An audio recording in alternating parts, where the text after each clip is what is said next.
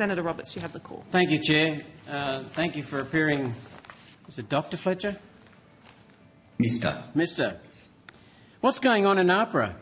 Since when did AHPRA take on a role to tell doctors that they must acknowledge Australian colonisation and systemic racism, which impacts on individual and community health, presumably? How? Senator, I'm not entirely sure what you're referring to there. Can you, what is the particular document or piece that you're referring to? The Aboriginal and Torres Strait Islander Health Strategy Group. Okay, so we have had now for a number of years an Aboriginal and Torres Strait Islander health and cultural safety strategy, and the oversight or the sort of guidance for that is led by a strategy group that brings together Aboriginal staff within AHPRA, Aboriginal and Torres Strait Islander board members, as well as the National Health Aboriginal Group, and it also reflects that in our legislation we have both objects and guiding principles that relate to the promotion of cultural safety for Aboriginal and Torres Strait Islander peoples and the elimination of racism. So this is a core part of our guiding principles and objects, and that strategy group and the unit that we have within AHPRA leads that work and implements that work. Thank you. That lines up pretty much with what I was about to go on with. This is a national strategy called Cultural Safety, as you said, that's based on totally unproven propositions of a political persuasion. Is this driven by the same elites, academics and vested interest holders who pushed for the failed referendum on the Voice? So, Senator, I don't accept the premise of your question. The health and cultural safety strategy is about how we intend to address cultural safety and the elimination of racism for Aboriginal and Torres Strait Islander peoples across all of our work as a regulatory scheme. So my question was, is this driven by the same elites, academics and vested interest holders who pushed for the failed referendum on the Voice? Well, I don't know who you're referring to there, Senator. Well, I can answer the question. It is. Senator, you don't need to answer the questions. Just ask them, please. Wasn't that referendum soundly defeated, Mr. Fletcher? That referendum result showed that Australians rejected outright propositions that would ultimately divide Australians based on race. You're asking doctors to treat people differently.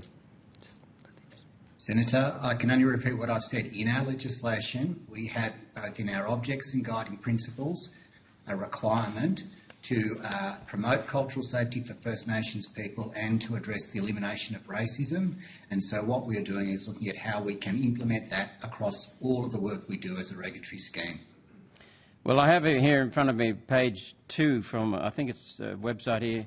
Definition of cultural safety for the national scheme goes on. Then it says cultural safety definition principles. Then it says definition. And then it says how to. And these are the instructions. To ensure culturally safe and respectful practice, health practitioners must acknowledge colonisation and systemic racism, social, cultural, behavioural and economic factors which impact individual and community health. What's the question? Sorry, Senator Roberts. I'm getting to the question now. The referendum was soundly defeated. How much is AHPRA spending to enforce this untrue fiction that is of no benefit in closing the gap? Point of order. Yes. Yes, Chair. Point of order. The referendum was only about one question, to have a voice or not to have a voice to the parliament. That is totally not within the standing orders in terms of the questions that Senator Roberts is putting to Mr Fletcher. I just point that out. So I'd rephrase the question. Thank you, Minister. Before you do, Senator Roberts, I have been listening carefully. Senator Roberts, you know there's a very broad scope here, but you do need to ask questions within the scope of what Mr Fletcher is here to present on, which is the operations and expenditure of his agency. I also remind you that AHPRA attends voluntarily to our committee. And Senator Roberts. They push directives on and force doctors and nurses. Just come to the question, please, Senator. Senator Roberts, please come to the question. How much is AHPRA spending to enforce this, what I call untrue fiction, that is of no benefit in closing the gap? Senator, can I just clarify for Mr Fletcher, you're referring to a specific guideline? The definition I just don't have it in front of me, Senator, so if you could table it perhaps. Sure. Mr Fletcher, it's open to you if you feel able to answer that question, if you understand the relevance of that question to your agency. It's as Mr Fletcher said, the national strategy called cultural safety. Mr Fletcher. He's already... So, probably two comments that I'd make, Senator, to the question. One is there was a lot of work done in the development of that health and cultural safety strategy to work with stakeholders around an agreed definition of cultural safety.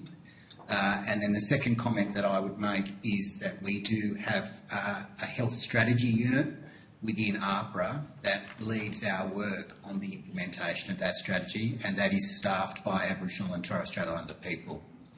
How much is AHPRA spending to enforce this strategy, as you call it, that is of no benefit in closing the gap?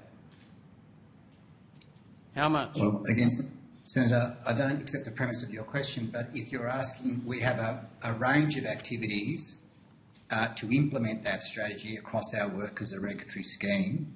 I don't have the figure in front of me of exactly what we're spending on that, but if you want me to, for example, give you the idea of how much we're spending in relation to the work of the Health Strategy Unit, I can take that on notice. Thank you, Mr Fletcher.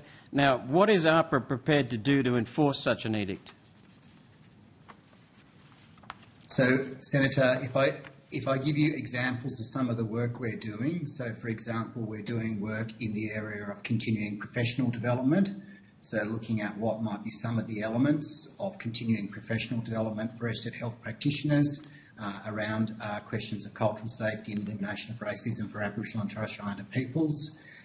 We do a lot of outreach with Aboriginal and Torres Strait Islander health practitioners in relation to their registration processes, because we have a goal to increase the participation of Aboriginal and Torres Strait Islander people across all of the regulated professions. And we also have a specific board for Aboriginal and Torres Strait Islander health practitioners who are providing a lot of first-line services, particularly in rural and remote areas across Australia, for Aboriginal and Torres Strait Islander communities and people. So we support the work of that board also. What would you do if a doctor or a nurse said they are not prepared to acknowledge systemic racism or other factors?